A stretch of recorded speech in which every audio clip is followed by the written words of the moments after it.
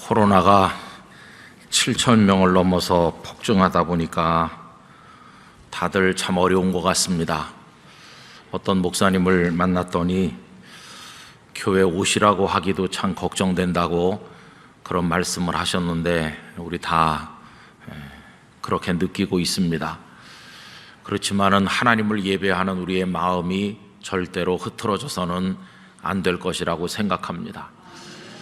여러분, 그 코로나가 처음에 나왔을 때 한 200명, 300명만 나와도 오늘 300명이 넘었대 글쎄 이렇게 깜짝 놀랐었는데 요새는 뭐 몇천 명 나오는 거는 별거 아니라는 듯이 생각하고 있지 않습니까? 사람들의 생각의 변화라고 하는 게 참 무섭다는 생각을 또 하게 됐습니다. 근데 처음에는 방역 당국에서 예배당에 모이지 못하도록 해서 그것이 우리에게 큰 불만이 되고 걱정이 되고 화도 나고 그랬었습니다. 근데 지금은 위드 코로나라는 이상한 이름으로 자유롭게 모여라는 식으로 많이 완화해 줬는데, 그러면서 코로나 환자가 폭증하니까 전에는 방역 당국을 원망을 많이 했지만 이제는 우리 스스로의 문제가 되어 버렸습니다. 그래서 성도들에게 더더욱 경각심이 필요하다는 생각이 듭니다. 여러분, 우리 열심히 예배합시다. 그러나 또 우리가 방역에 어떤 허점이 있어서 빌미를 제공해서는 또 절대로 안 되겠고, 오히려 처음에보다 더 엄중하게 우리 스스로를 잘 관리해야 되겠다는 생각을 하게 됩니다. 그래서 예배당에 오셔서 예배하실 때도 가급적이면 우리가 조심할 건 조심하고 지킬 건 지켜서 해야 되겠다는 생각을 늘 합니다. 가정에서 예배하시는 성도님들 얼마나 안타까우세요? 그렇지만 하나님께서는 다 내려다보고 계신 줄로 압니다. 안타깝기 때문에 하나님의 은혜가 더 절절하게 우리에게 임하게 될 줄로 믿습니다. 오늘 저녁에도 함께 하신 모든 성도님들 어디에 계시든지 하나님의 세계와 우리의 영혼이 연결되고 하나님의 은혜가 우리들을 어루만지시는 귀한 시간이 되기를 간절히 기원합니다. 예수님께서 무덤에 계실 때 막달라 마리아와 몇 사람의 여성이 향품을 발라드리기 위해서 그 이른 어두운 새벽에 무덤에 찾아갔는데 그것은 사랑의 힘이라고 했습니다. 예수님을 사랑하지 않으면 그 새벽엔 누가 무덤에 갈 수가 있겠습니까? 사랑은 두려움도 이기고 사랑은 정말 위대한 일을 하게 만듭니다. 그런데 막상 갔는데 거기 무덤 문이 활짝 열려 있었고 예수님은 보이지 않았습니다. 그러자 마리아는 큰 충격을 받고 달려가서 제자들에게 그 상황을 이야기했더니 베드로와 요한이 무덤에 달려왔죠. 그리고 그들은 마리아의 말이 사실이라는 것을 확인한 채로 다시 돌아갔습니다. 그런데 막달라 마리아는 제자들이 돌아갔음에도 불구하고 함께 돌아가지 아니하고 무덤 입구에 서서 여전히 울고 있었는데 틀림없이 누군가가 예수님을 어디론가 옮겼을 것이다, 이런 생각을 하면서 예수님이 계시지 않은 것을 몹시 섭섭해하며 슬퍼하고 있었습니다. 제자들과 함께 돌아가지 않은 이 마리아의 행동 역시 그녀의 가슴 속에 예수님을 향한 사랑이 끓어오르고 있었다는 증거입니다. 그러고 있는데 예수님께서 마리아의 뒤에 부활하신 예수님께서 서 계신 것이죠.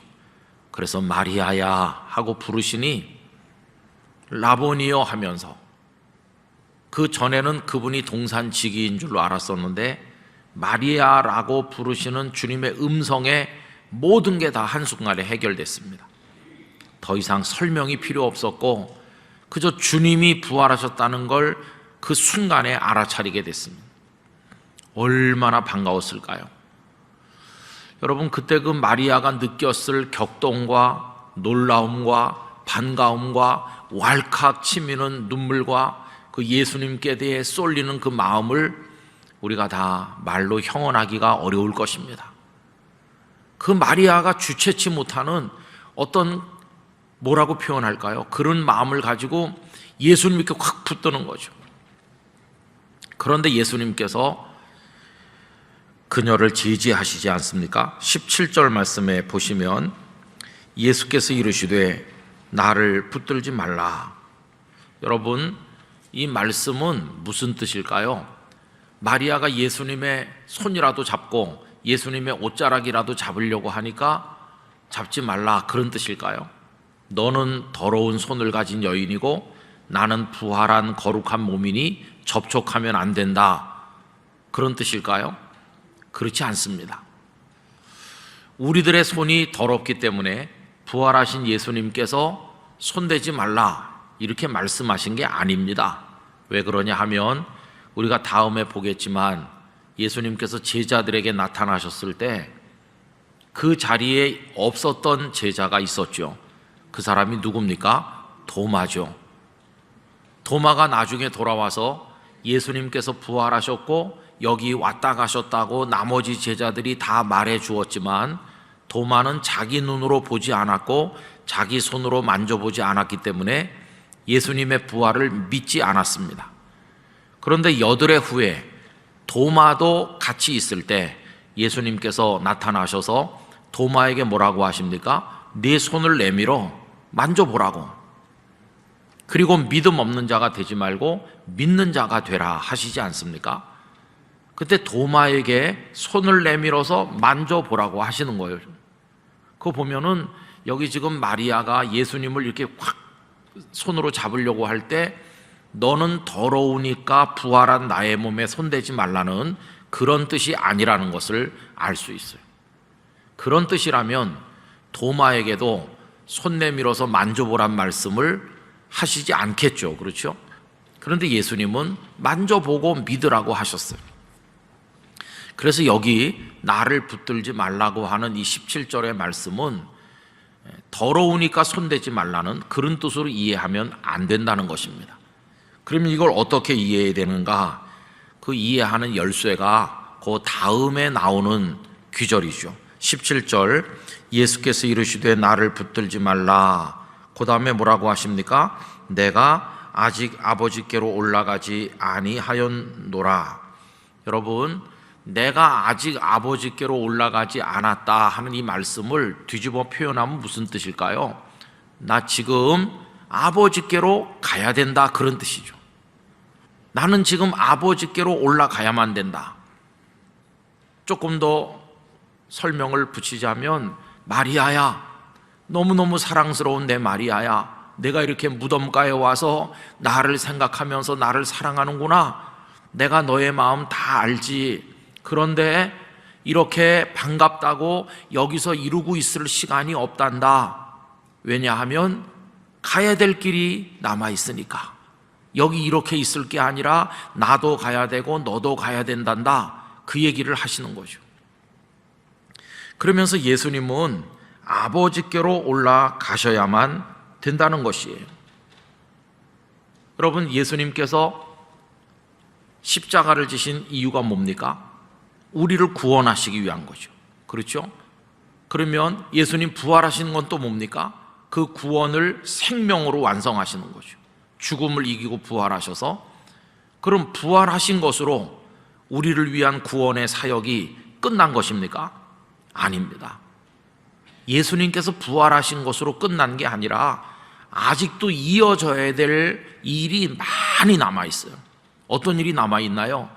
예수님께서 당신의 부활을 제자들에게 보여주실 일이 남아있고, 보여주신 다음에는 여기 말씀하는 것처럼 성부 아버지께서 계시는 하늘로 승천하셔서 올려지셔야 될 일이 남아있고, 예수님께서 승천하시고 난 다음에 다락방에 모여있는 제자들에게 성령님께서 임하실 일이 남아있는 것이고, 성령님께서 임하시면 제자들이 권능을 받고 여러 가지 은사로 무장해서 예루살렘, 온 유대, 사마리아 땅끝까지 다니면서 복음을 전도해야 되고 증인이 돼야 되고, 그리고 성령님께서 그 복음을 듣는 사람들의 마음속에 들어가셔서 깨우치고 알게 하셔서 믿게 하시는 역사가 앞으로도 계속 되어야만, 그래야 구원의 역사가 이루어지는 거죠. 언제까지요?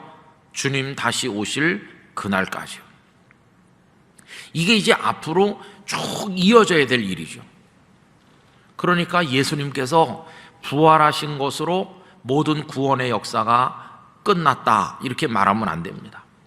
우리를 구원하는 생명의 길을 거기서 이루셨지만 이제 그것이 모든 사람들에게 땅끝까지 전파되는 과정이 남아있는 것이고, 그리고 이 마리아는 지금 어디로 가야 됩니까? 마리아도 그 무덤 앞에 계속 있으면 안 되는 거죠. 마리아도 가야 될 길이 남아있어요. 여러분 17절을 계속 보시면 마리아가 가야 될 길이 어딘지를 알려주시잖아요. 너는 내 형제들에게 가라. 이게 마리아가 가야 될 길이죠. 너 나를 만나서 너무 반갑고 너무 기뻐하고 격정을 이기지 못하고 나를 부둥켜 안고 싶고 너랑 나랑 여기서 더 많은 시간을 가지고 싶고 너 그거 내가 다 안다. 그러나 가야 될 길이 있다. 너 빨리 내 제자들에게로 가라. 여기 형제라고 표현하셨는데 제자들에게로 가라고 하잖아요. 가서 뭐라고 말해 주라고 하십니까? 내가 내 아버지 곧 너희 아버지 내 하나님 곧 너희 하나님께로 올라간다 하라 하시니, 이제 내가 승천해야 된다고 하는 그 사실을 가서 제자들에게 말해 주라는 겁니다. 다른 말로 바꿔 말하면 내가 죽은 시신으로 있는 게 아니라 부활했다는 사실, 그래서 아버지께로 올라갈 거라고 하는 이 엄청난 사실을 그들에게 전해주라는 것입니다. 네가 본 이거, 이 부활의 놀라운 것을 그들에게 전해주라. 여러분, 본 것을 보지 못한 사람들에게 가서 말해주는 게 뭡니까? 그게 증언하는 거죠. 지금 여기 마리아에게 예수님은 증인이 되라고 명령하고 계신 것입니다. 가서 내가 부활했다는 사실을, 그래서 내가 하나님 아버지께로 올라갈 거라는 사실을 제자들에게 증언해줘라. 여러분, 이 말씀은 사도행전 1장 8절과 그 맥을 같이 하는 거죠. 1장 8절에서 예수님께서는 제자들에게 땅끝까지 이르러 내 증인이 되리라고 하셨는데 결국 같은 겁니다. 여러분, 나중에 이 제자들도 부활하신 예수님을 눈으로 배웠잖아요. 주님이 부활하신 거 알았잖아요. 그러니까 제자들도 가서 증언을 하는 증인이 돼야 되고, 이 마리아도 그것을 증언하는 증인이 돼야 되는 거죠. 그래서 여러분, 예수님의 부활은 모든 이야기의 끝이 아닙니다. 예수님의 부활은 이야기의 끝이 아니라 거기서부터 진정한 이야기가 이제 시작이 되는 것입니다. 거기서 출발하는 거죠. 만약에 예수님께서 부활하지 않으시고 그냥 십자가에서 죽으신 것으로 끝났다면 어떻게 됐을까요?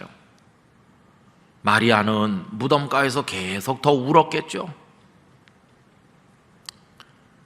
그러다가 예수님께서 어디로 가셨는지 모른 채로 누가 시신을 옮겨갔나 보다 그러고 그냥 돌아갔을지도 몰라요. 예수님께서 부활하지 않은 채로 무덤에 그냥 계셨다면 군인들한테 부탁해서 돌문을 좀 열어주세요 이렇게 해가지고 예수님께 향품이나 발라드리고는 그리고는 떠났겠죠. 세월이 많이 지나는 동안에 마리아가 늙었을 것이고 만나는 사람들에게 가끔 예수님을 말했을지도 몰라요. 당신들 혹시 나사렛 예수라는 분을 기억하세요? 그럼 어떤 사람은 나도 들어본 적이 있는 것 같다고, 그런 사람도 있을 것이고, 어떤 사람은 나도 그분을 만난 적이 있다고 말하는 사람도 있겠죠. 그럼 마리아가 반가움에 눈물을 흘리면서 저는 7 귀신이 들렸던 사람인데 그분을 통해서 고침받은 여인이라고, 그게 벌써 몇십 년 됐네요. 그러면서 늙은 마리아가 눈물 찍어내면서 예수님 얘기를 좀 하겠죠. 그러나 끄트머리는 뭘까요? 그런데 그분이 그렇게 돌아가시고 말았어요. 내가 새벽에 갔는데 그래서 향품을 발라드렸는데 뭐 이렇게 얘기를 하던가, 아니면 무덤 문이 열렸는데 영영 못 찾고 말았어요. 뭐 그렇게 끝나던가. 여러분, 예수님께서 부활하시지 않았더라면 그걸로 끝이죠. 모든 이야기는 죽음에서 종결되는 거죠. 죽음 그 다음에는 아무 이야기가 없습니다. 그러면 예수님께서 부활하시지 않았더라면 예수님의 승천도 없는 것이고 제자들이 다락방에 모일 필요도 없는 것이고 기도할 필요도 없고 성령님께서 임하시지도 않았을 것이고 베드로가 나가서 순례자들 앞에 예수님의 십자가와 부활을 설교하지도 않았을 것이고 3천 명이 회개하고 돌아오는 일도 없고 예루살렘 교회가 생기지도 않았을 것이고 바울 사도도 복음 전도자가 되지도 않았을 것이고 기독교는 존재하지 않았을 것이고 그리고 그 많은 사람들이 예수님 앞에 무릎 꿇고 회개하고 인생을 새롭게 주님 앞에 들여서 신학생이 되고 목사가 되고 선교사가 되고 또 봉사하고 주머니를 털어서 헌신하고 하나님의 교회를 위해서 봉사하는 이런 모든 일들, 우리가 지금 하고 있는 이 많은 일들, 이 수요일 저녁마다 이 자리에 모여서 예배하는 이런 일들, 지금 지구촌 구석구석에서 하나님 앞에 엎드려 기도하면서 한 영혼이라도 건지기 위해서 다양하게 어떤 사람 학교에서, 어떤 사람 군부대에서, 어떤 사람 문서 선교를 하면서, 어떤 사람은 축호 전도를 하고, 어떤 사람 병원에서, 어떤 사람 강단에서 외치고, 이렇게 전 세계 지구촌에서 하고 있는 이 아름다운 역사들이 하나도 존재하지 않았겠죠. 그냥 그렇게 끝나고 말았겠죠. 그런데 여러분, 죽음은 모든 이야기를 끝내지만 부활은 모든 이야기의 시작점이 되었어요. 예수님께서 부활하셨기 때문에 그 모든 이야기들이 시작됐고 진행 중에 있고 지금 우리 속에서도 역사하고 있는 것이죠. 주님의 부활이라고 하는 것은 정말 대단한 의미를 가진 사건이라는 것을 우리가 알 수 있습니다. 여러분, 그 세베대의 두 아들 야고보와 요한, 여기 요한복음을 기록한 요한이 바로 그 요한이고 그 형님이 야고보 아닙니까? 예수님께서 죽으신 것으로 끝났다면 어떤 얘기를 했을까요? 그들은 다 슬퍼하다가 얼마간 다락방에 숨어 있다가 뿔뿔이 다 흩어지고 갈릴리에 와서 다시 어부가 됐겠죠. 그러면 아들 둘을 앞세우고 예수님 앞에 가서 당신께서 예루살렘에 가시거든 우리 아들 하나를 오른쪽에 하나를 왼쪽에 앉게 해달라고 말했던 이 두 제자의 어머니가 더 많이 늙어가지고 아들들하고 앉아서 무슨 얘기 할까요? 아유, 나는 그분이 뭐 좀 하실 줄 알았어. 그런데 그렇게 맥없이 돌아가실 줄 몰랐어. 너희들도 그 3년 동안 죽자 하고 따라다녔는데 아유, 글쎄 헛수고였어. 그분이 그렇게 가실 줄 누가 알았겠냐. 그러면서 이제는 같이 늙어가는 두 아들과 함께 넋두리를 하면서 그렇게 그들의 인생이 저물었을 거예요. 그러나 예수님께서 부활하셨기 때문에 그 다음 이야기가 전혀 다른 것이죠. 그 두 제자의 어머니께서 아주 오래오래 사셨다면 슬픈 일도 당하셨을 겁니다. 사도행전 12장에 보면 12제자 중에서 최초의 순교자가 바로 그 야고보죠. 오른쪽 왼쪽에 앉기를 원했던 두 아들인데 그 중에 아들 야고보가 헤롯 아그리파 1세에 의해서 참수당하여 순교한 이야기가 사도행전 12장에 나오죠. 야고보가 순교하실 때 그 어머니께서 생존해 계셨다면 아들의 죽음을 생각하면서 인간적으로 너무나도 비통했을 것입니다. 그러나 그 아들 요한이 어머니를 위로했겠죠. 어머니, 죽음으로 끝나지 않아요. 죽음이 끝이 아니에요. 예수님 부활하신 거 어머니도 보셨잖아요. 감람산에서 우리 주님이 승천하시는 생생한 모습을 보셨잖아요. 형님은 죽어서 끝나는 게 아니라 영원한 생명의 나라에 가신 거예요, 어머니.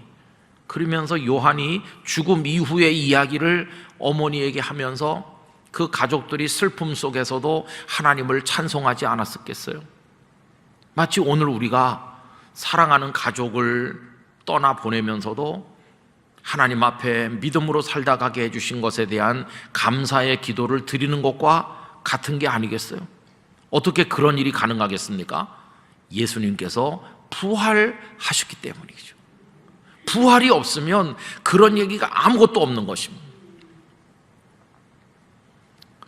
저는 주일날 이 자리에 나와서 예배 중간에 이렇게 앉아 있을 때 자주 하는 생각이 있어요. 그게 뭐냐 하면은 저희 부모님 생각이 자주 나요. 우리 아버님은 여기 다녔던 분 아니십니까? 만약에 아버님이 지금까지 살아계셔서 제가 영락교회에서 섬기는 걸 눈으로 보셨다면 얼마나 하나님 앞에 감사하셨을까? 그런 생각을 종종 해요.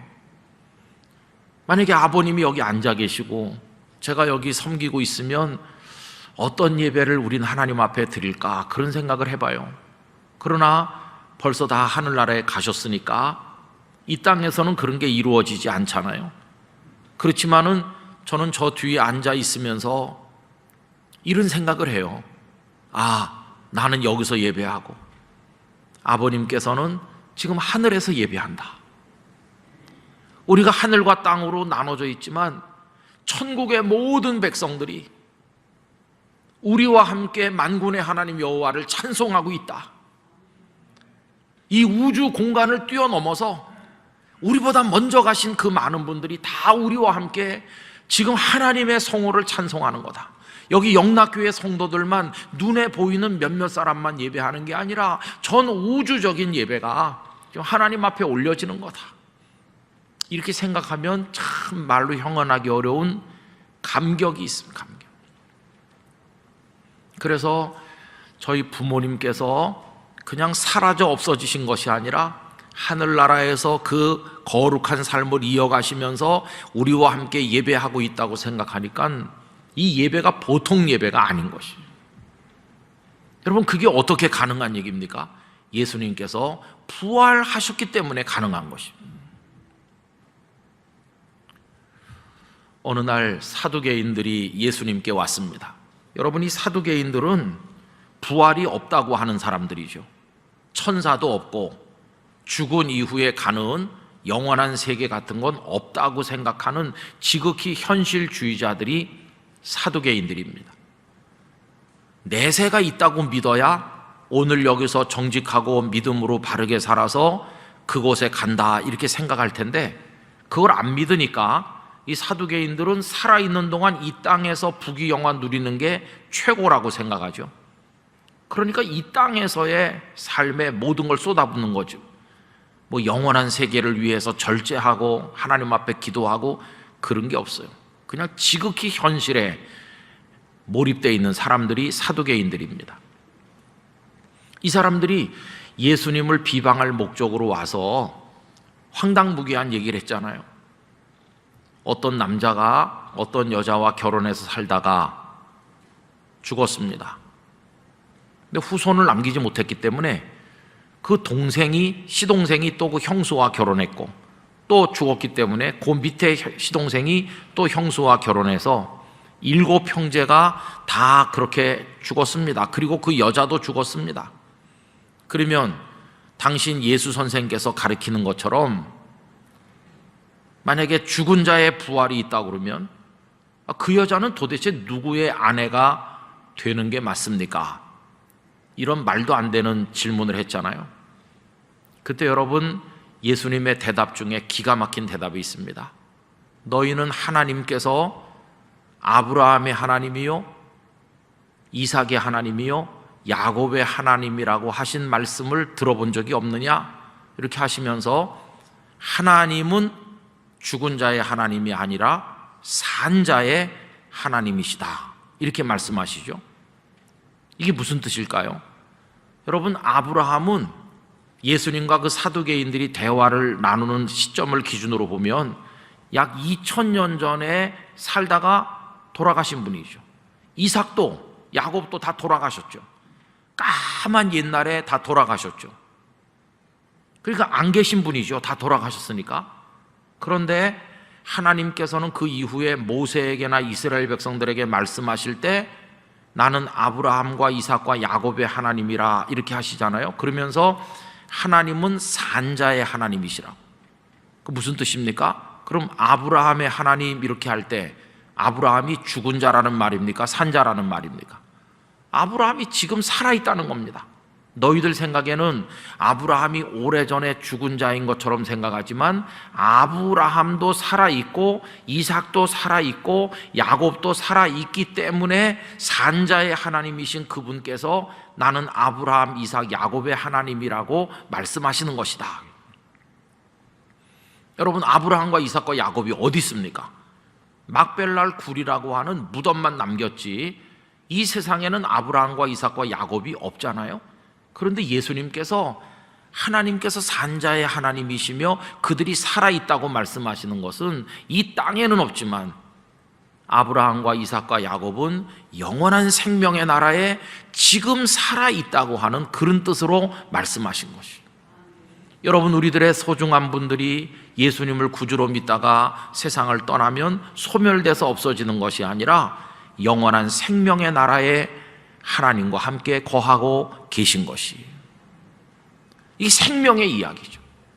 그래서 모든 이야기가 죽음에서 끝나지만 예수 그리스도의 부활로 통해서 나타나는 이 생명이 약동하는 곳에는 이야기가 끝나는 게 아니라 이야기가 시작되는 것입니다.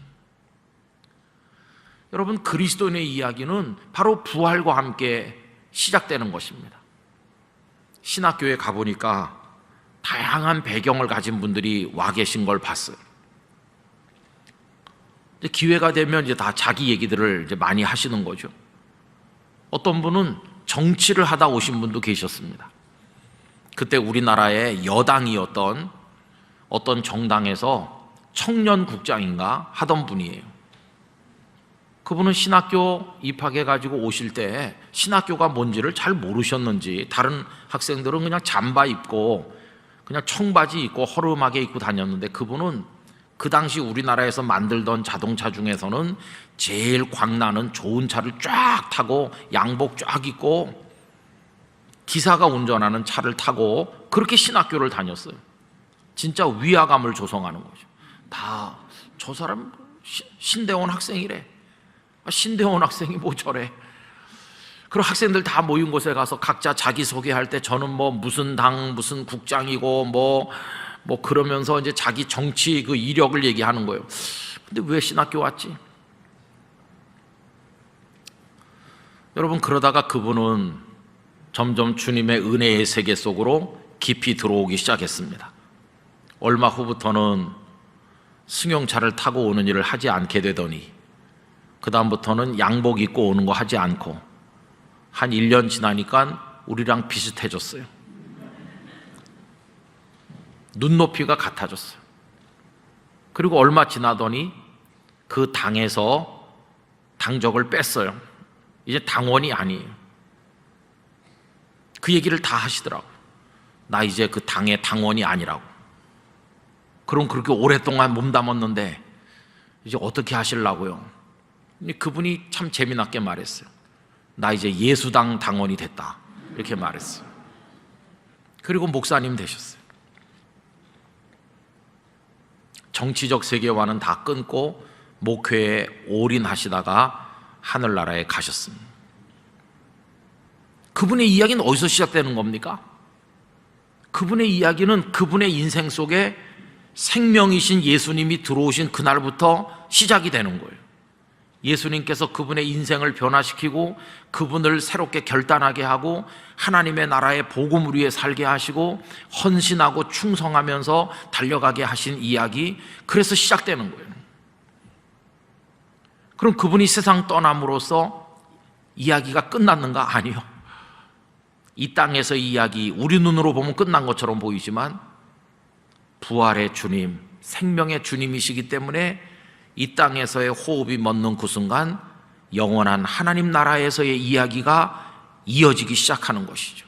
새로운 이야기가 시작되는 것이죠. 그래서 여러분, 우리가 우리 이야기를 적어 내려갈 때 우리가 이 땅에 호흡이 멎는 그 순간 우리의 존재의 모든 게 끝나는 게 아니라 우린 생명의 부활, 우리 구주 예수님의 이 부활의 생명을 믿기 때문에 그 이후의 이야기가 영원토록 이어지는 것이. 아까 전 우주적인 예배를 우리가 하나님 앞에 드린다고 했는데 전 이런 꿈도 가끔 꿉니다. 우리가 나중에 다 이 땅을 떠나서 주님 나라에 갔을 때 여기 우리 후손들이 남아서 예배할 때 우리가 그 예배에 같이 참여하고 만군의 하나님 여호와를 찬송하리라. 그런 생각도 해보는 것이죠. 그런데 여러분, 이 모든 일이 어떻게 가능하게 된 것입니까? 딱 하나입니다. 예수님께서 부활하셨기 때문에 가능해지는 이야기인 것입니다. 마리아는 달려갔어요. 그리고 제자들에게 내가 부활하신 예수님을 봤다고 말했어요. 그리고 예수님은 제자들에게 나타나시고 승천하셨고, 제자들은 다락방에 모였고, 성령님은 임하셨고, 그 이후에 기독교 역사가 진행이 되고 있고, 지금도 현재 진행형이고, 생명의 이야기는 종교를 모르고 끝이 없는 이야기로 영원토록 이어져 나가게 될 것입니다. 여러분, 그 생명의 역사가 우리 영락교회 성도들 심령 속에 지금 약동하고 있는 중입니다. 그래서 우리는 옛날에 이 땅에 계시다가 가신 예전의 그 옛날 예수님을 기억하는 게 아니라 지금 생명으로 살아계신 우리의 주님을 지금 믿는 것입니다. 여러분, 주님은 지금 살아계신 주님이세요. 우린 옛날 이야기를 나누기 위해서 이 자리에 모인 것이 아니라 그 옛날 이야기는 지금도 생명으로 이어져서 현재 우리 속에서 약동하고 있는 것이. 여러분, 부활을 믿는다는 게 뭡니까? 그 부활을 믿는다는 것은 그러기 때문에 오늘 나도 나의 인생 속에서 생명의 일을 이어나가겠다고 하는 각오를 가지고 그 삶을 이어나가는 거, 그게 바로 부활을 믿는 것입니다. 내가 비록 병원에서 어려운 진단을 받을 수 있습니다. 정말 살기가 어려운 그런 고통의 늪에 빠질 때도 있습니다. 그러나 생명의 부활을 믿고 예수님의 부활을 바라보는 사람은 그 이야기 속에서 잦아들어 끝나는 것이 아니라 그걸 극복하고 이어지는 생명 이야기, 거기에 동참하는 사람이 되는 것입니다. 여러분, 부활의 주님을 믿기 때문에 아무리 어려워도 다시 일어서 본 적이 있으신가요? 부활의 주님을 믿기 때문에 아무리 고통스러워도 함성을 지르면서 주님을 찾아보신 적이 있으신가요? 그게 부활의 신앙을 가진 성도의 삶의 모습인 것이에요. 부활의 예수님을 우리가 모른다면 그냥 절망할 것입니다. 그리고 내 이야기는 이렇게 끝나는 거다라고 생각하겠죠. 그러나 우리가 세상의 사람들과 결정적으로 다른 게 뭔가? 부활의 주님을 아는 것입니다. 그 주님이 살아계심을 믿는 것입니다. 마리아가 달려가는 것처럼 우리도 달려가야 될 길이 남아있는 것입니다. 사명의 길이 남아있어요. 증인의 길이 남아있어요. 우리도 달려가서 또 말해줘야 되는 거죠. 여기 지금 마리아가 제자들에게만 말하는 것으로 끝났겠습니까? 아니요. 만약에 예수님께서 돌아가신 것으로 끝났다면 아까 말씀드린 것처럼 늙은 마리아가 당신들 예수님이란 분을 혹시 아세요? 그러면서 옛날 얘기하듯 하다가 말았겠지만 예수님이 부활하셨기 때문에 마리아는 만나는 모든 사람들에게 그분이 부활하셔서 살아계시다고 생생하게 평생을 증언하지 않았겠어요? 여러분, 바로 그 삶이 우리가 살아가야 될 삶인 것을 보여주는 것입니다. 그분들이 증인의 길을 걸어갔는데 그게 그들이 가야 될 남아있는 길이었고 우리에게도 가야 될 길이 남아있는 것이죠. 살아남아있는 우리의 삶 속에서 우리가 걸어야 될 길이 바로 그 길인 것입니다. 우리가 해야 될 일이 바로 그 일이라는 것을 기억해야만 될 것입니다. 여러분, 세상은 부활을 모르기 때문에 사람이 죽으면 그가 생명이 다한 그 날을 묘비에다가 새깁니다. 그 날을 사람들은 끝이라고 생각합니다. 그러나 우리 그리스도인들에게 있어서는 묘비에 새겨지는 그 두 번째 날이 끝날이 아닙니다. 이 땅에서는 끝났지만 영원한 천국에서 진정한 생명의 스토리가 시작된 날일 뿐입니다. 우린 그걸 내다보면서 오늘 여기서 살아가고 있는 것이죠. 그래서 이 땅의 생명이 영원한 생명으로 잇대어 있는 것을 우리가 알기 때문에 더군다나 지금의 생명은 병들고 연약해지고 쇠약해지는 그런 생명이지만 장차 입게 될 생명은 완전하고 영원한 생명임을 우리가 알기 때문에 그리스도인들에게 있어서 절망이라고 하는 것은 존재하지 않는다는 것입니다. 우리 영락교회 성도 한 분 한 분이 이 부활 신앙을, 예수님의 부활을 믿는 그 성도의 삶을 확고하게 붙드시게 되기를 원하는 것입니다. 여러분, 예수님은 부활하셨습니다. 그래서 여기 교회가 지금도 존재하는 것입니다. 지금도 하나님의 역사가 지구촌에 나타나고 있는 것입니다. 아무리 핍박이 심하고 어려움이 심해도 주님의 부활을 부정할 수 없을 것입니다. 이걸 확실하게 믿고 부활의 그리스도인으로 살아가게 되기를 간절히 기원합니다. 기도하겠습니다. 거룩하신 아버지 하나님, 예수님께서 죽으심으로 모든 것이 종결되었더라면 그 이후에 아름다운 일들은 일어나지 않았을 것이고 오늘 저희들도 이 자리에 없었을 것입니다. 그런데 예수님께서 부활하셨기 때문에 그 이야기가 새롭게 출발되고 무수한 사람들에게 전달되고 퍼져나가고 교회가 세워지고 복음의 역사가 나타나 오늘 이 자리에까지 예배가 이루어지게 되었습니다. 이 모든 일이 생명의 부활에서 시작되었음을 믿는다면, 그리고 이 부활의 이야기가 여기서 끝나는 것이 아니라 영원한 생명의 나라로 이어져 나가는 것임을 안다면 영락교회 성도들의 신앙과 삶이 생명이 넘치는 삶이 되게 해주시기를 원합니다. 이 아름답게 이어지는 이야기 속에 우리를 바치게 하여 주시옵시고 이 소망을 가지고 현실의 죽음의 세계를 극복하며 달려갈 수 있도록 저희에게 믿음의 능력을 허락하여 주시옵소서. 코로나가 가져온 절망과 어려움도 이겨내게 되기를 원합니다. 그 어떤 삶의 고통도 이기기를 원합니다. 주여, 저희에게 이 위대한 생명의 역사를 경험하게 하여 주시옵소서. 주 예수님의 이름으로 기도드리옵나이다. 아멘.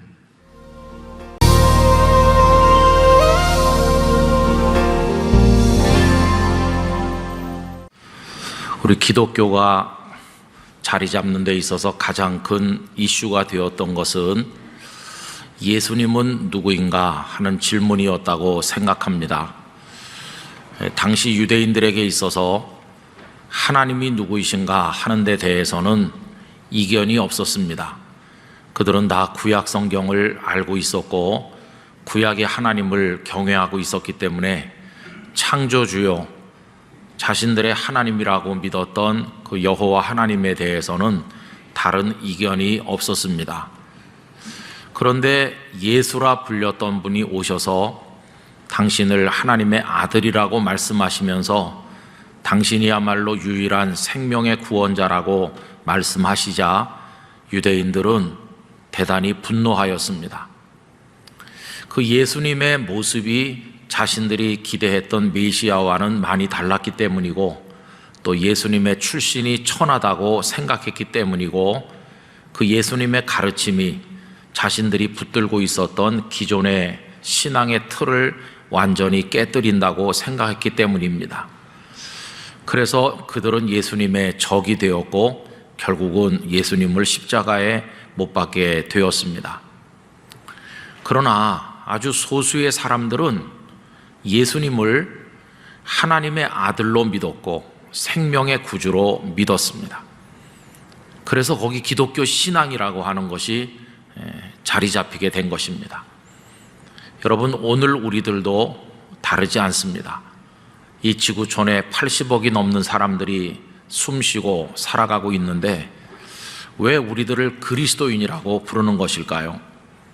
우리들도 다른 사람들처럼 똑같이 옷을 입고 밥을 먹고 직장 생활을 하고 자녀를 낳고 겉으로 보면 별 차이 없이 사는 것 같은데 우리를 왜 그리스도인이라고 부르는 것일까요? 그것은 다른 게 아니라 우리가 예수님을 우리의 구주로 믿기 때문입니다. 그 예수님은 우리랑 똑같은 분이 아니시죠. 하나님의 아들로서 위로부터 이 땅에 오신 분이십니다. 그래서 성경은 그분이 하나님 자신이시다 이렇게까지 말씀을 가르치고 있는 것이죠. 그런데 여러분, 예수님에 대한 조롱과 비난이 얼마나 많았습니까? 물론 예수님은 이사야 53장의 말씀처럼 고운 모양도 없으시고 풍채도 없으셔서 사람들에게 실어버린 바 되시고 멸시와 천대를 받으신 게 사실입니다. 그러나 그것은 그분의 존재 자체가 천하기 때문이 아니라 말할 수 없이 고귀하신 그분이심에도 불구하고 우리 천한 인생들 곁으로 다가오시기 위해서 우리들이 입는 옷을 입으셨기 때문이지 예수님께서 천하시기 때문이 절대로 아닌 것입니다. 다들 그런 경험이 있으시겠습니다마는 어렸을 때 저희 집안에서 가장 큰 일은 경사스럽기도 하고 두렵기도 한 일은 목사님께서 오시는 일이었습니다.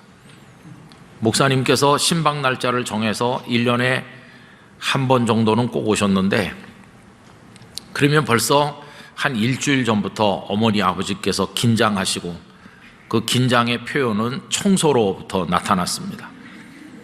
그래서 이제 방 구석구석을 다 쓸고 닦고 어떤 때는 장판을 새로 하는 때도 있었어요. 여러분 옛날에 그 종이장판 아세요? 종이장판 아랫목은 막 새카맣게 타고 윗목은 불이 잘 안 들어가지고 냉골이고 그런데 그게 새카맣게 타면 그게 다 뜯어집니다. 그래가지고 바닥에 시멘트 바른 게 막 나오면 그 위에다가 또 떼워가지고 살고 그랬잖아요. 너무 흉하니까 장판을 다 새로 하는 날도 있었어요. 저는 그때 목사님이 왜 그렇게 무섭던지 그 목사님 모시는 날은 저는 벌서는 아이처럼 이렇게 무릎 꿇고 이제 끝날 때까지 앉아있고 또 목사님께서 점심 식사 하시고 가시는데 좀 빨리 잡수시고 가면 좋겠는데 왜 그렇게 천천히 오래 드시는지 빨리 가셔야 나도 좀 어떻게 길을 쓸 거 아닙니까? 하여튼 목사님 모시는 게 두렵기도 하고 경사스러운 일이기도 했어요. 왜냐하면 전부 집이 깨끗해지고 그리고 목사님 가신 다음에 상에 남은 거 이제 저 먹고 좋은 날이죠. 좋은 날. 근데 철들고 생각을 해보니까 목사님이 오시는 건 아무것도 아니에요. 사실은 여러분 예수님이 오신 것이 예수님께서 이 땅에 오신 거에 비하면 목사님께서 집에 오는 거는 아무것도 아니에요. 사실은. 그런데 목사님 오신다고 긴장하는 우리들이 하나님의 아드님이신 그분이 이 냄새나는 세상에 오신 데 대해서는 별로 긴장을 하지도 않고 두려워하지도 않은 채로 있는 게 정말 이상하지 않습니까? 예수님께서는 사람의 몸으로 오셨습니다. 그리고 우리 곁에 같은 눈높이에 앉으셨습니다. 그러면서 너무나도 황송하게도 우리를 친구라고까지 불러주신 예수님이십니다. 그런데도 세상 사람들은 예수님을 얼마나 조롱했습니까? 그 교부 오리겐의 알레데이아 로고스 참 말씀이라고 하는 작품 속에 당시에 기독교를 비난하던 셀서스라는 사람의 예수님에 대한 비난이 인용되어 있는데 그 셀서스라는 사람을 예수님을 사생아라고 조롱했습니다. 마리아가 성령의 잉태로 예수님을 낳은 게 아니고 어떤 로마 군인과 불장난을 해서 그래서 사생아를 낳은 게 예수다 이런 식으로 비난했습니다. 우리나라의 뭐 유명한 가수만 해도 예수님을 얼마나 비하했는지 몰라요. 예수님이 목숫간에서 시작해가지고 나사렛에서 천하게 이렇게 하다가 나중에 사람들의 인기를 좀 얻고 뭐 그러다가 구주가 됐다고 떠드는데 그런 식으로 하면 우리나라에도 누구도 밑바닥에서 살다가 유명해진 사람들이 있지 않느냐 이렇게 얘기해요. 그런데 왜 우리나라의 아무개는 세계적인 존재가 되지 못하고 예수는 전 세계에 이렇게 널리 알려졌느냐?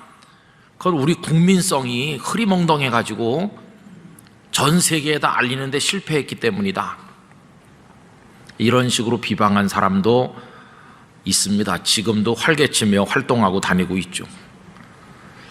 여러분 세상 사람들은 예수님을 그렇게 비아냥거리고 형편없는 존재로 비난하였습니다.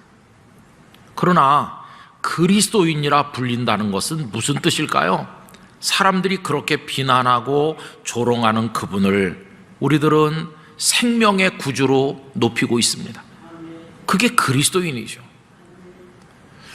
여러분, 예수님의 탄생 이야기는 마태복음하고 누가복음에만 다뤄지고 있습니다. 그래서 지난 주일에도 말씀드린 것처럼 성탄절이 다가오면 목사님들이 설교 본문을 마태복음 1장, 2장, 누가복음 1장, 2장에서 주로 많이 선택하신다는 말씀을 드리지 않았습니까? 근데 마가복음에는 탄생 이야기는 없죠. 하나님의 아들 예수 그리스도 복음의 시작이라 이렇게 바로 시작합니다. 요한복음도 태초에 말씀이 계시니라고 이렇게 시작하죠. 이게 차이가 있는데 비해서 예수님의 십자가와 부활은 사복음서가 다 자세하게 다루고 있습니다. 그런데 그 다루고 있기는 다 다루고 있지만은 기록하는 방식은 조금씩 차이가 있죠. 특별히 마태, 마가, 누가 이 세 복음은 같은 관점에서 기록했다고 그래서 공관복음서라고 부르죠. 그에 비해서 요한복음은 여러 가지 면으로 좀 특별합니다. 예수님의 부활의 이야기를 적어 나가는 방식에 있어서도 좀 차이가 있어요. 그래서 우리가 좀 입체적으로 이해하기 위해서는 마태, 마가, 누가복음과 더불어서 요한복음을 병행해서 같이 읽으면서 그때 그 상황을 우리가 입체적으로 이해하는 게 도움이 될 때가 많이 있습니다. 그런데 예수님께서 그 무덤에서 부활하신 이후에 여인들을 만나시는 장면, 특별히 요한복음으로 말하자면 막달라 마리아를 만나는 장면에서 하시는 말씀이 좀 다릅니다. 마태, 마가, 누가복음에서는 예수님께서 뭐라고 말씀하시느냐 하면 가서 내 제자들에게 말해줘라. 내가 너희보다 먼저 갈릴리로 갈 것이니까 갈릴리에서 나를 만날 것이라고 가서 말해주라. 이렇게 얘기해요. 그래서 마리아에게 예수님께서 전하라고 하신 말씀이 갈릴리에서 만나자 하는 메시지였어요. 그런데 요한복음 오늘 읽은 이 대목에 보면 마리아에게 갈릴리에서 만나자고 전해라 이렇게 말씀하지 않으셨어요. 전혀 다르게 말씀하죠. 여러분, 오늘 우리 3절 말씀을 읽었는데 거기 먼저 읽은 16절은 예수님께서 마리아를 부르시는 대목이죠. 그래서 마리아가 부활의 예수님을 만나는 감격적 대목이 나오고요. 이제 17절에 보면 갈릴리에서 만나자고 해라가 아니고 전혀 다르게 말씀하는 게 나오죠. 여러분 17절을 다 같이 읽어보도록 하십시다. 예수께서 이르시되 나를 붙들지 말라. 내가 아직 아버지께로 올라가지 아니하였노라. 너는 내 형제들에게 가서 이르되 내가 내 아버지 곧 너희 아버지 내 하나님 곧 너희 하나님께로 올라간다 하라 하시니. 여러분, 여기는 지금 갈릴리로 간다고 말하라고 하시지 않고 무슨 말을 전하라고 하십니까? 내가 아버지께로 올라간다고 해라. 이렇게. 아직 올라가지 않았는데 이제 올라갈 것이라고 가서 말해라. 이런 식으로 하시죠. 그래서 여기 요한복음에서는 부활하신 예수님께서 마리아에게 당신이 올라가실 분이다 하는 것을 선포하고 있는 걸 찾아보게 됩니다. 여러분, 예수님께서는요 올라가실 분이세요. 그리고 올라가셨어요. 그것이 어떻게 나타납니까? 사도행전 1장에 승천하시는 것으로 나타나지 않았습니까? 예수님은 올리워 가신 분이시죠. 당신께서 올려져 가셔야 된다고 하는 이야기를 예수님은 여러 군데서 말씀하십니다. 왜 올려져 가셔야 되느냐 하면 당신께서는 위에서부터 오신 분이기 때문에 다시 올라가는 게 마땅하다고 말씀하시죠. 우리 요한복음 3장에 보면 밤에 예수님을 찾아온 니고데모 이야기가 나오는데 니고데모와의 대화의 주제가 뭐였습니까? 거듭나는 것이었습니다. 물과 성령으로 거듭나지 아니하면 하나님의 나라를 볼 수 없다고 예수님께서 거듭남의 비밀을 말씀하자 이 니고데모가 도무지 이해를 하지 못하죠. 어떻게 사람이 어머니 뱃속에 들어갔다가 다시 나올 수가 있습니까? 이런 식으로 이해를 못해요.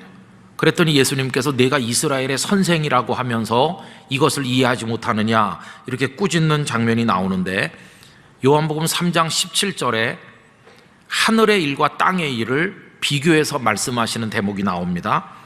내가 땅의 일을 말하여도 너희가 믿지 아니하거든 하물며 하늘의 일을 말하면 어떻게 믿겠느냐. 여러분, 니고데모는 당시 유대 사회에서 아주 공부를 많이 한 랍비였고 산헤드린 공회 회원으로서 모든 것을 갖춘 그런 엘리트였습니다.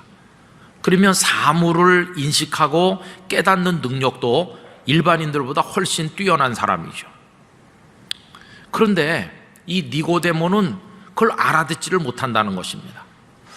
여러분, 사람의 인식 능력이라고 하는 것은 개인차가 많이 있죠. 어떤 사람은 난 놓고 기억자도 모르는 분도 계시고, 어떤 사람은 척 보면 모든 걸 금방 깨닫는 분도 계시죠. 그 인식의 차이가 능력 차이일 수도 있고, 공부를 많이 하셨는지 못 하셨는지의 차이일 수도 있고, 뭐 여러 가지 차이일 수 있죠. 또 사람은 자기가 살아온 환경에 익숙한 것은 금방 알아차립니다. 그러나 한 번도 경험하지 못한 생소한 세계의 일은 처음 보면 당황하죠. 이게 뭐야? 이렇게 이제 놀라죠. 근데 여러분, 우리는 지금 어디 살고 있습니까? 우린 땅에서 나서 땅에서 살고 있어요. 그러니까 땅의 일은 어느 정도 이해를 해요. 뭐 먹고 마시고 직장 생활하고 살아가고, 뭐 어디 커피가 맛있고, 뭐 어디 가면 좋은 옷을 살 수 있고, 이런 거는 우리 서로 그저 다 이렇게 통할 수 있는, 이야기해주면 다 알아들을 수 있는 그런 수준의 것이죠. 쏟아져 나오는 뉴스, 그 많은 보도 내용들이 다 땅의 것이기 때문에 100% 이해하지 못해도 어느 정도는 우리 다 알아들을 수 있어요. 그런데 여러분, 지금 예수님께서 말씀하시는 것은 땅의 일이 아니라 하늘의 일을 말씀하는 거거든요. 하늘에서 결정된 일, 하늘에 계신 하나님 아버지께서 하늘에서 결정하셔서 이 땅에 지금 이루시려고 하는 그 하나님의 뜻. 그 주기도문에서 아버지의 뜻이 하늘에서 이루어진 것처럼 땅에서도 이루어지게 해달라고 기도하는데, 여러분, 하나님 아버지의 뜻이 무엇입니까? 죄 가운데서 영원히 멸망해야 될 우리들을 구원하시기로 하신 게 그게 하나님의 뜻입니다. 그 하나님의 뜻이 하늘에서 결정됐어요. 그런데 결정된 그 뜻을 이 땅에다가 선포하셔서 알려주시면서 그 땅에서 구원의 길을 지금 만들어 가시는데, 그게 십자가와 부활을 통해서 만들어 가시는 거죠. 근데 이건 전부 다 출처가 어딥니까? 땅이 아니라 하나님의 세계거든요. 하나님의 세계. 하나도 이해가 안 돼요. 하나님의 세계에서, 하늘에서 결정된 일이기 때문에 땅에 사는 사람들이 땅의 기준으로, 땅의 어떤 안목으로 아무리 들여다봐도 이해가 안 돼요. 여러분, 이 세상의 기준은 이런 겁니다. 잘하는 사람은 상 주고 잘 못한 녀석은 벌 주는 게 그게 이해가 잘 되는 거죠. 아니, 그 녀석이 못된 짓 하다가 호되게 혼났대. 그거 당연하지. 이렇게 우리 이해할 수 있어요. 그런데 예수님의 말씀은 도통 이해가 안 되는 거예요. 멸망받아 마땅할 죄인들을 하나님이 사랑하신다고 그러니 이해가 됩니까? 십자가에 못 박혀 죽는 행악자를 나와 함께 낙원에 있으리라고 말씀하는 게 그게 이해가 됩니까? 죽어 마땅한 죄인을 향해서 저 예수는 도대체 뭐라고 말하는 건가? 그리고 천한 여자, 주석가들은 그녀가 매춘하는 여성이었을 거라고도 생각하는데, 그런 천한 여자를 향해서 애정을 표현하시는 예수님의 그런 태도가 세상 사람들의 눈으로는 이해가 안 돼요.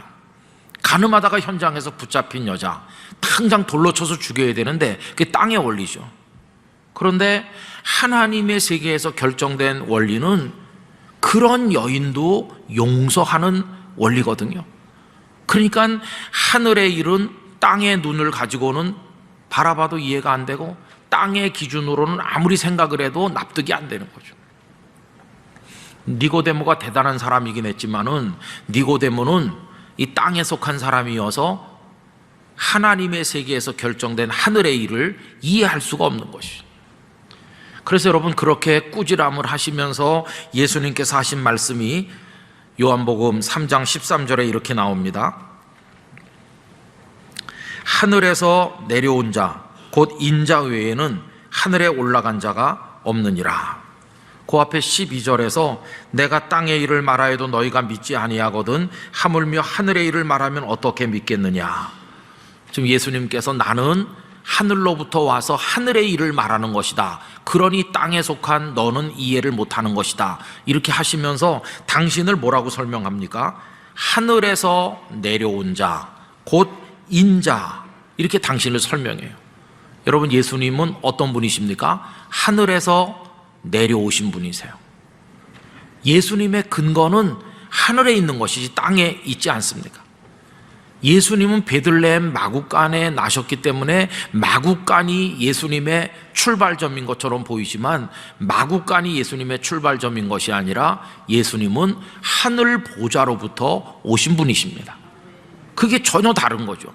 그래서 하늘로부터 오신 예수님이시기 때문에 인자 외에는 하늘에 올라간 자가 없느니라. 여러분, 예수님은 하늘로부터 내려오셔서 다시 하늘로 올라가시는 분이라는 사실을 분명하게 말씀하시는 거죠.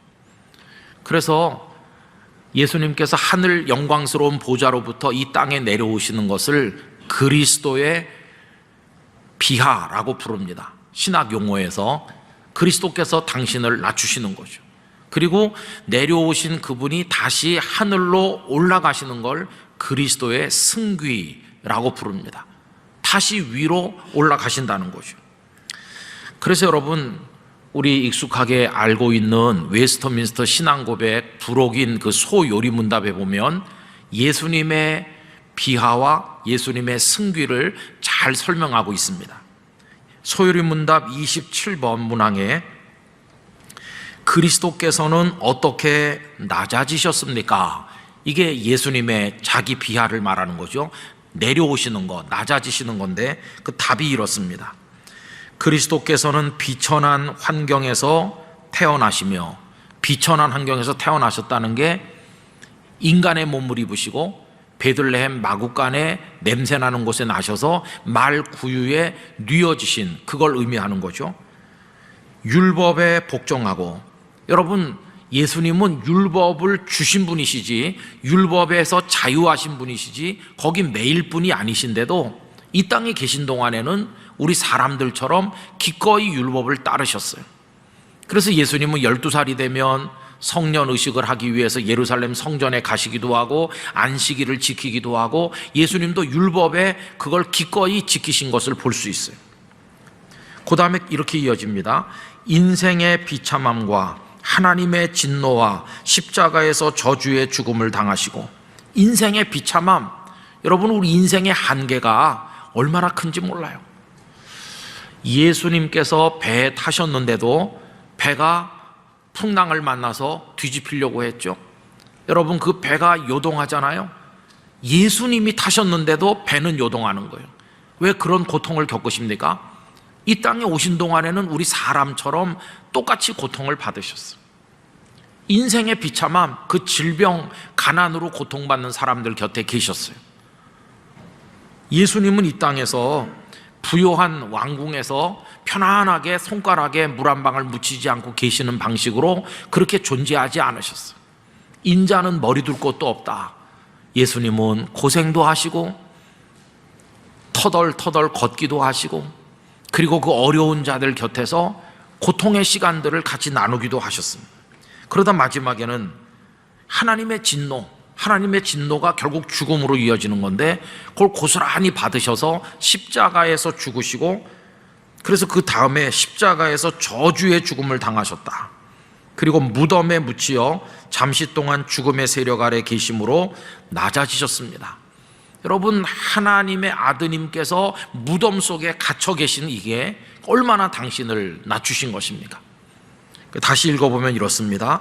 그리스도께서는 비천한 환경에서 태어나시어 율법에 복종하고 인생의 비참함과 하나님의 진노와 십자가에서 저주의 죽음을 당하시고 무덤에 묻히어 잠시 동안 죽음의 세력 아래 계심으로 낮아지셨습니다.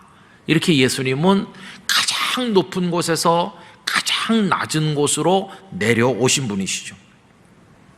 그리고 그 다음 문항 요리문답 28번입니다. 이번에는 그리스도의 승귀, 높아지시는 걸 이야기해요. 그리스도께서는 어떻게 높아지셨습니까? 그리스도께서는 3일 만에 죽은 자 가운데서 부활하시고, 여러분 아까 낮아지신 거에 맨 마지막이 뭐였습니까? 무덤 속에 계신 거였잖아요. 그럼 이제 다시 높아지시고 올라가는 거 거기서 시작하는 거죠. 그러니까 무덤에서 부활하시고 하늘에 오르사, 이게 승천하는 것이죠. 하나님 우편에 앉으시며 마지막 날에 세상을 심판하기 위해 다시 오심으로 높아지셨습니다. 여러분, 예수님은 그래서 올라가실 분이시라 그 말이죠. 높여지셔야 마땅하신 분이 우리 구주 예수님이신 것이에요. 그래서 오늘 본문에서 예수님은 마리아에게 내가 올라간다고 말해라, 이렇게 얘기한 거죠. 이 표현은 마태복음, 마가복음, 누가복음에서는 찾아볼 수 없는데, 여기 요한복음에서 유독 예수님은 당신이 올려지실 분이라는 사실을 이야기하시는 걸 볼 수 있습니다. 요한복음이 다른 복음서보다 강조하고 있는 특징이 여기서 나타나는데, 여러분, 예수님은 하나님 그분과 동일하신 분으로 요한복음에 여러 군데서 말씀하고 있어요. 태초에 말씀이 계시니라 하는 시작부터가 그렇고, 이런 말씀도 하셨죠. 나를 본 자는 곧 아버지를 보았느니라. 그래서 예수님 당신이 하나님 아버지와 같다고 하는 걸 말씀하시기도 하셨어요. 그래서 요한복음에서는 예수님의 신성, 예수님의 하나님 되심, 예수님의 가장 높은 자리에 계셔야 마땅한 그분에게 어울리는 그 영광과 그 능력과 그 존귀함, 이게 요한복음에서 강조되는 것을 볼 수 있는 거죠. 그래서 여러분, 예수님은 올라가시는 분으로 이 성경에, 특별히 요한복음에 언급되고 있는 것입니다. 그 예수님이 올라가신다고 하는 게 오늘 우리들에게는 어떤 의미가 있을까요? 여러분, 예수님께서 올라가시는 분이 아니시라면, 그래서 올라가시지 않고 지금도 이 땅에서 고난당하면서 인간의 죄악 속에 같이 계시다면 우리의 믿음이라고 하는 게 의미가 있을까요? 의미가 없어요. 아주 단순한 예로, 우리가 지금 빠져 들어가는 수렁에 빠져가지고 우리 몸이 잠기고 있다고 생각해 보세요. 구원이라고 하는 게 뭡니까? 우리를 거기서 건져줄 수 있어야 그게 구원이죠. 그런데 너 거기 빠졌구나 그러면서 뛰어 들어오셔서 내 곁에 같이 계시다면 고맙긴 고맙죠. 나와 고통을 나누시는구나, 나와 같이 고난을 나누시는구나, 고마운 분이시다, 그럴 수는 있어요. 그러나 구원자가 될 수 있을까요? 구원자가 될 수 없어요. 같이 빠져서 들어가서 같이 멸망한다면 구원자가 아니죠.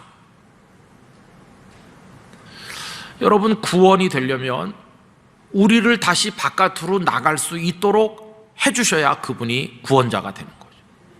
예수님께서는 수렁 속으로 내려오시듯 이 죄악의 세상으로 내려오셔서 우리들을 그 수렁 바깥으로 나가도록 떠밀어서 구원받게 하시고, 당신은 죽으셨지만 하나님의 능력으로 당신도 부활하심으로 생명으로 나가시고, 그래서 예수님은 우리의 구주가 되신 것이죠. 여러분, 요한복음 14장 2절은 이렇게 말씀합니다.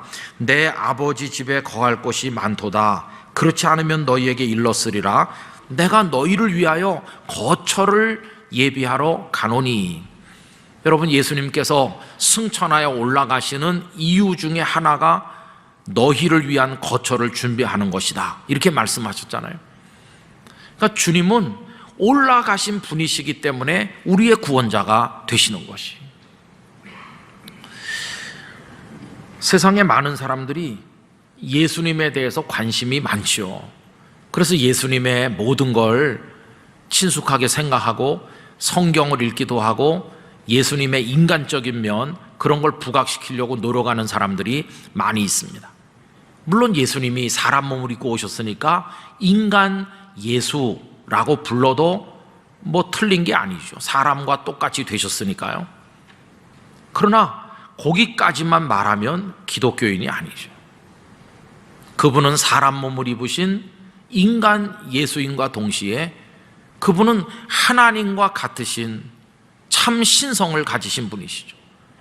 그래서 451년 고백된 칼케돈 회의에서 그 신앙 고백서에서 하나님은 벨의 호모이시며 벨의 데우스이시다. 참 인간이시며 참 하나님이시다.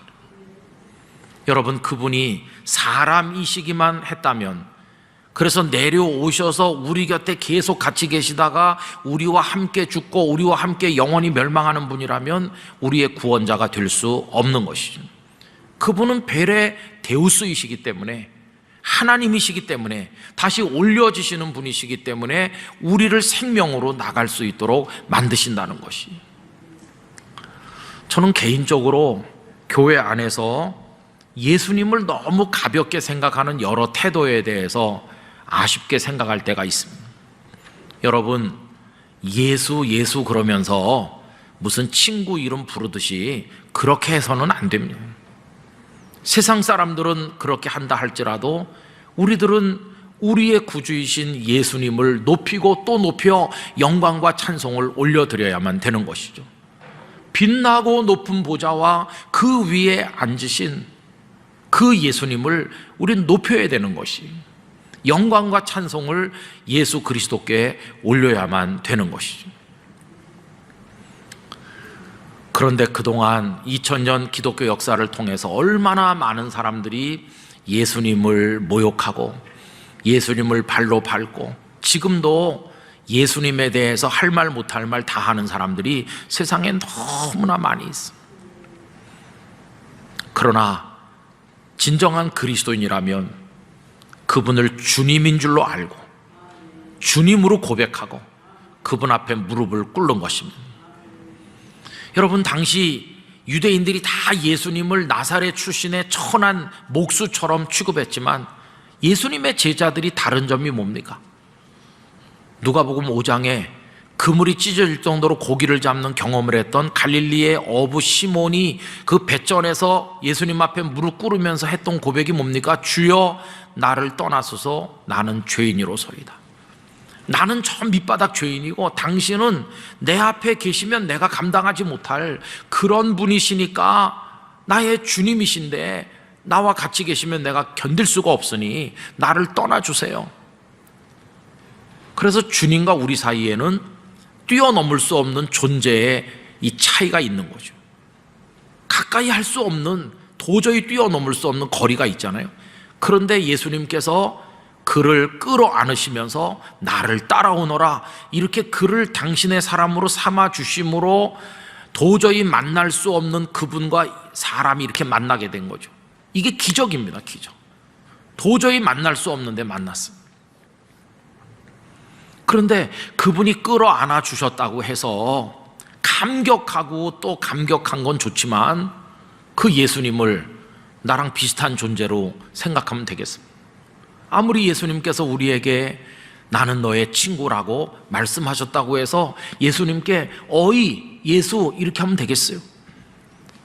여러분, 오늘날 교회 안에서도 예수님을 향한 너무나도 예절없는 모습들이 너무나 많은 것에 대해서 참 안타까움이 느껴질 때가 있습니다. 저는 우리 영락교회 성도들은 우리 주님을 제대로 높이기를 원합니다. 주님을 주님 되도록 높이시기를 바랍니다. 나중에 제자들이 훈련받은 결과 예수님을 어떻게 고백했습니까? 예수님께서 그들에게 물으신 질문이 있잖아요. 너희는 나를 누구라 하느냐? 저기 저 사람들이 말하는 것처럼 나사렛에 그냥 목수냐? 사람들을 속이는 거짓 선생이냐? 그런 사람들이 많이 있죠. 그렇게 말하는 사람들. 그런데 제자들은 민망해서 그런지 그런 얘기는 안 했어요. 마태복음 16장에 보시면 사람들이 나를 누구라 하더냐 라고 질문하셨을 때 적나라하게 말하려면 사기꾼이라고 하던데요, 자칭 하나님이라고 신성모독하는 못된 자라고 하던데요, 이 얘기도 했어야 되는데 민망한 얘기는 다 빼고 그나마 듣기 좋은 얘기를 했죠. 뭐 엘리야나 선지자 중에 한 분이라고 하던데요, 그래도 좀 괜찮은 대답들을 골라서 몇 가지 얘기했죠. 근데 예수님께서는 그게 알고 싶은 게 아니라 내가 사랑하고 가르쳤고 내 사람으로 만든 너희는 나를 누구라고 하느냐? 나는 사람들의 이야기에 관심이 없어. 너희가 나를 누구라고 하는지 그것에 관심이 있다. 근데 베드로가 뭐라고 합니까? 주는 그리스도시요 살아계신 하나님의 아들이시니이다. 당신은 단순한 선생이 아니고 나의 주이십니다. 살아계신 하나님의 아들이십니다. 여러분, 부활하신 예수님을 목도했던 그 도마가 그분 앞에 무릎 꿇고 엎드리면서 했던 고백이 뭡니까? 나의 주시며 나의 하나님이십니다. 여러분, 이게 우리 예수님을 향한 마땅한 신앙 고백인 것입니다. 오늘날 보면 사람들이 예수님을 너무 마구 대하는 것 같아요. 예수님을 믿는다는 사람들도 예수님을 어려운 분으로 생각하지 않는 것 같아요. 성부 하나님에 대해서는 좀 예를 갖추는 것 같아요, 언어 표현에 있어서. 그런데 성자 예수님에 대해서는 함부로 말하는 사람이 목회자들 중에도 많이 있다고 생각하고, 가끔 텔레비전 뉴스, 텔레비전 설교 같은 거를 보든지 유튜브 설교를 보면 눈살을 찌푸리게 되는 그런 느낌을 받을 때가 있어요. 이건 저의 주관적인 느낌일 수도 있지만은, 그러나 저는 이렇게 생각합니다. 예수님을 통해서 구원받은 성도라면 예수님을 최고로 높여야 되리라. 남들이 어떻게 하든지 하나님, 저는 내 구주 예수님을 가장 존귀하게 높이게 해주세요. 그분이 올라가시는 분이시기에 결국은 우리도 올라가게 되는 줄로 믿습니다. 있을 곳을 준비하신 그분이 우리를 올려주실 거 아닙니까? 우리는 그분 덕에 살고 그분의 은혜로 구원받고 나중에 그 주님 곁에 앉을 자들이고 하늘나라 식탁에 주님과 함께 둘러 앉을 것인데, 그게 전적으로 우리 구주 예수님의 은혜를 통한 거 아닙니까? 저는 영락교회 성도들이 그런 면에서 품격 있는 신앙을 가지게 되기를 원합니다. 저 뒷골목의 싸구려 신앙처럼 막 함부로 말하고 함부로 이렇게 하지 말고 우리 주님을 경건하게 높여드리면서 그분 앞에 기도할 때도 예수 그리스도의 이름으로 기도합니다라고 할 때도 그것이 주는 은혜가 얼마나 큰 것인지를 생각하면서 우리의 언어와 신앙의 표현에 신중했으면 하는 마음을 가지는 것입니다. 에베소서 4장 9절도 이렇게 말씀했습니다. 올라가셨다 하였은즉 땅 아래 낮은 곳으로 내리셨던 것이 아니면 무엇이냐? 그분이 땅 아래 낮은 곳으로, 땅 아래, 여러분, 땅 아래는 땅 속이죠. 땅 속은 죽음의 장소죠. 그렇게 내려오셨었는데, 내리셨던 그가 곧 모든 하늘 위에 오르신 자니 이는 만물을 충만하게 하려 하심이라. 이제는 그 하늘 위로 오르셨어요. 그리고 그 높으신 자리에 앉으신 우리 주님께서 하나님 아버지의 영이시며 예수 그리스도의 영이신 성령님을 지금은 우리 가운데 거하도록 하신 것이에요. 여러분, 성령님도 우리로부터 존귀와 영광을 받으셔야 될 분이십니다. 그냥 파워가 아닙니다. 성령님은 어떤 힘이나 어떤 능력이나 나타나는 현상이나 그게 성령님인 게 아니라 인격적인 하나님의 영이시고 예수 그리스도의 영이십니다. 성령의 감동을 받고 산다는 것은 가장 높으신 분이 우리와 같이 계신 것인 줄로 알아야 되는 거죠. 그래서 저는 가급적 성령님 이렇게 했으면 좋겠어요. 그냥 성령 이렇게 합니다. 지금도 충격을 받아서 잊혀지지 않는 게 고등학교 다닐 때였는데요, 부흥에 열심히 따라다녔거든요. 그런데 어떤 목사님이 능력이 많다는 막 불의 사자라고 선전했던 그 목사님이 부흥회 강사로 오셔가지고 일단 벗어요. 이걸 이렇게 일단 벗고 시작해. 벗고 그 다음에 와이셔츠 여기까지 걷어 올려요. 그리고 이제 긴 막대기 한 1m 이상 되는 거 손에 하나 들고 여기 서 있지도 않아요. 그분은 밑으로 내려서 다니면서 왔다 갔다 하시고 그 막대기로 또 찌르기도 해요. 툭 건드리면서. 그러면 앉아있던 분이 자기 찌를까봐 공포와 불안 속에 이렇게 있다가 깜짝 놀라요. 재밌기도 재밌어요. 우스운 얘기도 너무 잘하셔요. 재미도 있고 공포도 있고 같이 있어요.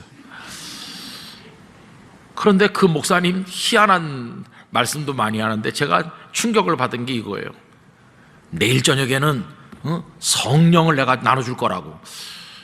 그 저는 교회에서 이렇게 자라면서 성령님은 하나님과 같으신 분이라고 배웠는데 저분이 어떻게 나눠주지? 그렇게 생각을 했어요. 근데 그 다음날 저녁에 성도들이 더 많이 왔어요. 성령을 나눠준다고 그러니까 다 뭐 준다고 그러면 좋아해요. 더 많이 왔어요.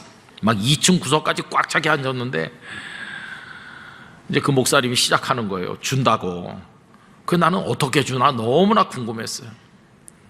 근데 주머니에서 꺼내서 주더라고요. 주머니에서. 자, 이제 성령을 내가 던질 테니까 받아요. 그러면서 손을 주머니에 넣어요. 이렇게. 그래가지고 꺼내가지고 자, 여기 있어요. 그러면서 2층 구석 받아라. 그렇게. 그러니까 또 어떤 사람은 또 장난기 있는 사람 일어나갖고 받았다. 그런 사람도 있어요. 나는 고등학생 때 그걸 보고 너무 황당했어요. 하나님이 강단에서 저 2층으로 날아다니시는구나. 저 목사님 막 던지고 아래도 받아야지, 여기도 받아라, 저기도 받아라. 그래서 저는 그 집회 끝나는 마지막 시간에 큰 시험에 들었어요. 그런 걸 보면서 결심했어요. 나는 절대 목사가 되지 말아야지. 나는 절대로 목사 되지 말아야 되겠다. 그렇게 생각했는데 거부감이 많이 생기면서 저게 무슨 설교냐 그런 생각이 드는 거예요. 성질 같아서는 중간에 뛰쳐나가고 싶은데 워낙 착하고 그래가지고 이제 앉아있긴 앉아있었어. 근데 그게 너무 충격을 받아가지고 지금까지도 안 잊혀져요. 그 다음에 또 제가 이제 충격받은 게 한 번 더 있었는데 그땐 대학생이었어요. 그래가지고 토요일날 토요 집회라는 걸 했어요. 토요일날 모여가지고 성경 공부도 하고 뭐 이렇게 하는데 우리를 지도하던 전도사님이 늦게 신학을 하셔서 연세는 제법 있으셨어요. 근데 그런 분이 이제 우리를 앉혀놓고 하시는데 이렇게 하는 거예요. 다음 토요일 날은 많이 데리고 오라고. 다음 토요일 날은 내가 방언을 나눠주겠다. 그때 그분이랑 사촌인가 보다 이렇게 생각했어요. 근데 그 다음 토요일 날 청년들이 좀 더 왔는데 대학생들 이분이 이제 방언을 나눠준다 그러면서 다 무릎 꿇고 앉으라 그래서 앉았죠. 뭐 이제 좀 분위기가 좀 어색하기도 하고 뭔가 이렇게 이제 뭘 할 건가 이렇게 기대하는 마음도 있고 좀 그런 시간인데 제가 알기는 하나님의 은혜를 갈망하고 간절히 기도하면 하나님의 성령님께서 이렇게 은사를 주시는 거지 이렇게 기획해가지고 무슨 행사 치르듯이 날짜 정해갖고 둘러 앉으면 방언이 막 옵니까? 그런 건 아니잖아요. 근데 그분은 이렇게 하는 거예요. 자, 이제 방언을 나눠줄 테니까 날 따라하라고. 그래서 내가 말을 빨리 하면 빨리 따라서 하고 한참 하다 보면 혀가 꼬여서 뭐가 된다는 거예요. 그래서 저는 좀 따라하다 관두고 중간에 나갔는데 나중에 들으니까 광나루 장신대 우리 신대원 신학과 다니던 우리 후배가 있었는데 그 후배가 항의를 했대요. 잠깐 그러면서 나중에 들으니까 이게 무슨 방언을 하는 거냐고. 나 신학교에서 그렇게 배우지 않았다고 그러니까 그 전도사님이 그럼 다음에 다시 하기로 하고 오늘은 그만하자 이렇게 했다고 그래요. 여러분 그런 게 다 이해가 되세요? 4세기 넘어갈 무렵에 마케도니우스파 이단이 있었는데 그 이단이 성령님을 인격적인 하나님으로 생각하지 아니하고 그냥 주머니 속에 있는 파워처럼 힘이다 이렇게 생각하니까 삼위일체 하나님을 제대로 이해하지 못하는 거죠. 여러분 우리는 성부 아버지 하나님, 성자 예수 그리스도, 성령 하나님 그 삼위 하나님께서 일체의 하나님이시고 어떻게 우리를 위한 구원의 역사를 이루어 가시고 어떻게 그 창조주이시며 존귀한 분이시고 영광스러운 분이시고 전능하신 분이신지 우리 같은 미물이 감히 올려다볼 수 없는 그분이 우리를 구원하신 것을 절대로 잊으면 안 되는 것입니다. 그리고 영락교회는 이런 데 대한 영적 질서를 깨닫게 되기를 원합니다. 여러분, 우리 주님은 올라가신 분이세요. 영원한 하나님의 보좌 우편에 앉아 계신 분이세요. 함부로 말해도 좋을 그런 분이 절대로 아니신 것이, 그런 고귀한 분이 우리 같은 미천한 인생 곁으로 오셨다고 하는 것 자체가 너무나 감격스러운 것이, 그래서 그 주님이 이 땅에 오심, 이 성탄 사건에 대해서 감격할 수밖에 없는 거예요. 어떻게 그런 분이 우리에게 오셨나? 그래서 놀라는 거죠. 그냥 우리와 같은 수준에 있는 분이 다가오신 거라면 놀랄 것도 없죠.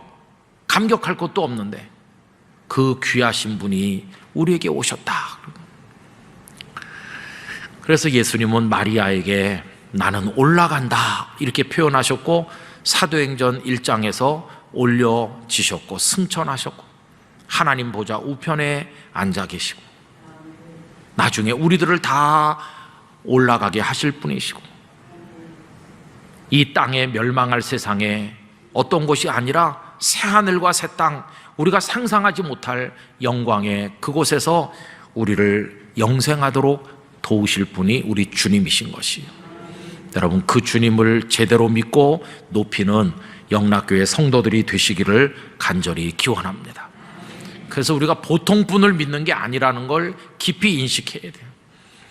주님의 오심에 더더욱 감격하면서 주님의 성호를 찬송하는 우리 모두가 되기를 간절히 기원합니다. 기도하겠습니다. 아버지 하나님, 교만한 인생들이 우리 아버지 하나님을 모독하고 주 예수 그리스도를 비난하고 홀대하고 코미디의 소재처럼 취급하고 성령님을 비방할 때가 얼마나 많습니까? 그러나 그리스도인은 그 속에 살지만 우리 주님의 전능하심과 영광스러우심을 알고 그 하늘 보좌의 영광을 바라보며 높이고 찬송하며 경배합니다. 그 모습 그대로 주님을 높일 때 우리도 그 주님의 영광에 참여하는 성도가 되는 줄로 믿사오니, 영락교회 성도들이 무절제한 오늘의 시대 속에서 구별된 영적 질서를 지키며 주님을 높이도록 은혜를 베풀어 주시옵소서. 예수님의 이름으로 기도드리옵나이다. 아멘.